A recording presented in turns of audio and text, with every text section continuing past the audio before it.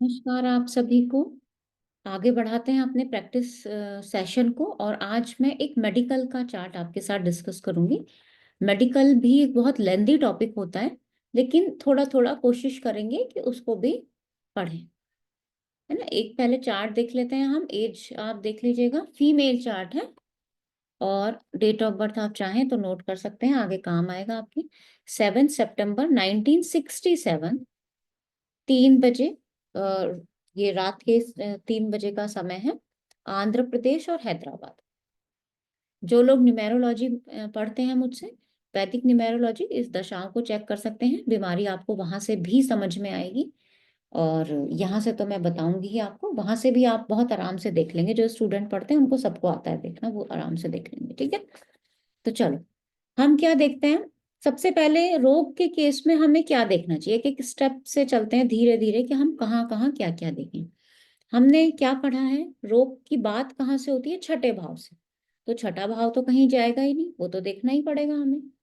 छठा भाव अगर खाली है, जैसे इस केस में छठे भाव में कोई प्लैनेट प्लेस्ड नहीं है, सिर्फ राशि है, धनु राशि है।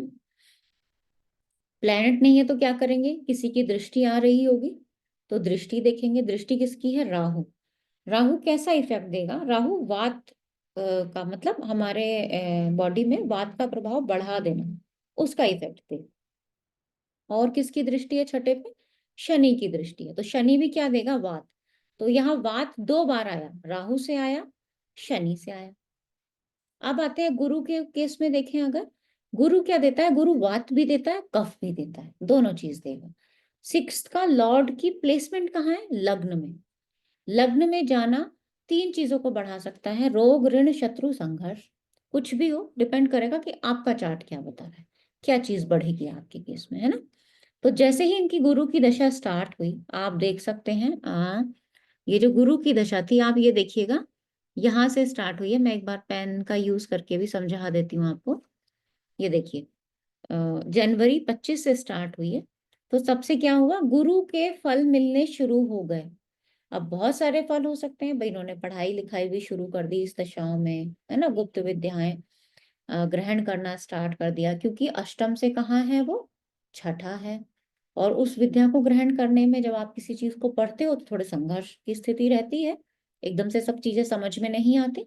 छठे से आठवां है ना, यानी रोग का भी अचानक हो जाना। तो वेट बढ़ना, सबसे पहली समस्या क्या आई, वेट बढ़ना। और दूसरी क्या आई, पेट के रोग। पेट का कौन सा रोग, इनको वायु की समस्या नहीं हुई, इनको पेट में गर्मी की समस्या। बहुत आसान है समझना, मंगल 5वें में बैठा हुआ है और षडबल में सबसे बलवान है। कमजोर और बलवान दोनों ग्रह अपनी अपनी तरह से बीमारी देते ही देते हैं। मंगल ज्यादा बलवान है तो आपके बॉडी में ब्लड की भी अधिकता हो सकती है, हिमोग्लोबिन भी आपका सही रहेगा, और दूसरी तरफ आपको एसिडिटी के इश्यू भी हो सकते हैं। ठीक है, इसके बाद जो एक फॉर्मूला है, छोटा छोटे से स्टेप्स बताऊंगी, क्योंकि मेडिकल तो अपने आप में 6 महीने का कोर्स है जो गुरुजी कराते हैं। पूरा एक एक पॉइंट उसमें डिस्कस होता है, राशि, नक्षत्र, और आपका किस भाव से कौन सी बीमारी। देखें यहाँ मैं इतना लंबा नहीं बता रही हूँ, जो लोग डिटेल में सीखना चाहते हैं वो लोग कोर्स ज्वाइन कर सकते हैं। 1 साल में एक ही बार उसका कोर्स आता है ना। हो सकता है आगे से हम 2 साल में एक बार कोर्स लेके आए, क्योंकि फिर बहुत सारे कोर्स हमारे पेंडिंग हो जाते हैं। शुक्र, शुक्र को हम क्यों ले रहे हैं यहाँ पे बीमारी में, क्योंकि शुक्र काल पुरुष में दूसरे और 7वें भाव का स्वामी होता है। दोनों स्थानों को क्या बोलते हैं, मारक स्थान बोलते हैं। और संजीवनी भी किसके पास थी, शुक्र के पास, शुक्राचार्य। तो शुक्र जिस राशि में होता है, जनरली उस राशि से संबंधित कुछ ना कुछ मेडिसिन का इंटेक हमारा लाइफ में होता रहता है। एक मतलब एक टेंडेंसी हो जाती है, बीमारी और भी हो सकती है, जड़ कुछ भी हो सकती है ना। एक तो होती है कि जड़ है, भाई पेट की बीमारियां, उससे 1000 बीमारियां बन गई, वो अलग बात हो गई, है ना। लेकिन उससे रिलेटेड आप मेडिसिन ले सकते हो। तो 5वीं राशि में शुक्र है, दूसरे भाव में शुक्र है, और 8वें को देख रहा है। एक नियम ये है। दूसरा नियम क्या है, जहां पे आपके चार्ट में शुक्र की राशियां आ रही हैं, लेकिन ये राशियां देखते ही नहीं बोलना है उसमें से कौन सी राशि ज्यादा पीड़ित है। तो यहाँ 7वीं राशि ज्यादा पीड़ित है या दूसरी राशि ज्यादा पीड़ित है, तो यहाँ तो भैया दूसरी राशि ज्यादा पीड़ित दिख रही है, शनि और मंगल का इफेक्ट आ रखा है। तो हम क्या बोलेंगे, आपके केस में दूसरी राशि से रिलेटेड प्रभाव भी आपकी लाइफ में होगा। तो इनको ये आंखों से रिलेटेड सीवियर प्रॉब्लम भी है। वैसे भी शुक्र, आप कहेंगे कि इतना घुमा फिरा के क्यों देखा, क्योंकि सूर्य, शुक्र और राहु का प्रभाव तो यहाँ पे है ही। ये एक ट्रिक मैंने आपको बताई है, आप चाहो तो आजमा के देख सकते हो अपने चार्ट्स में। दूसरा, काल पुरुष में छठी राशि, जो रोग की राशि बोली जाती है, वो आपके पत्रिका में कहाँ है?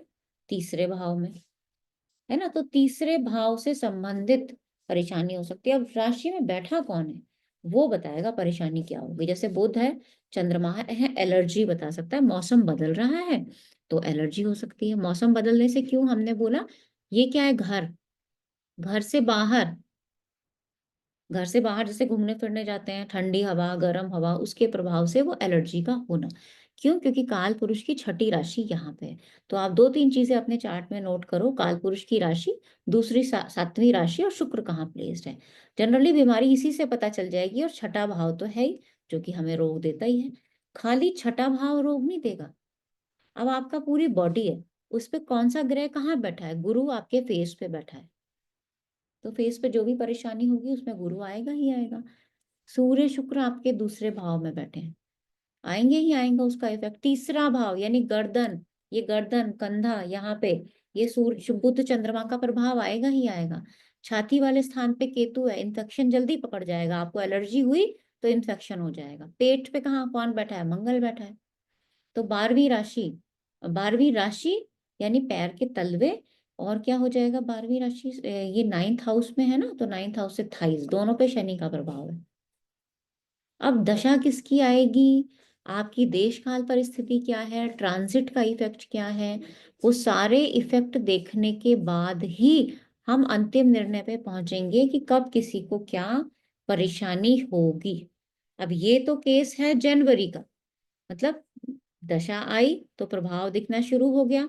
हल्का सा ट्रांजिट मैं चाहती हूँ एक बार देख लेती हूँ लगा के, वैसे तो देखने की जरूरत नहीं है ट्रांजिट को, क्योंकि ये तो सेम इसी से हमें समझ में आ रहा है। तो हम क्या करते हैं, 10 जनवरी का लगा लेते हैं। ठीक है, 10 जनवरी 2025 देख लेते हैं ट्रांजिट में क्या इफेक्ट था, क्योंकि मैं भी आप ही के सामने अब देख रही हूँ अभी। कर्क लगन का चार्ट है, ये कर्क लगन है, ये देखो कर्क लगन का चार्ट है।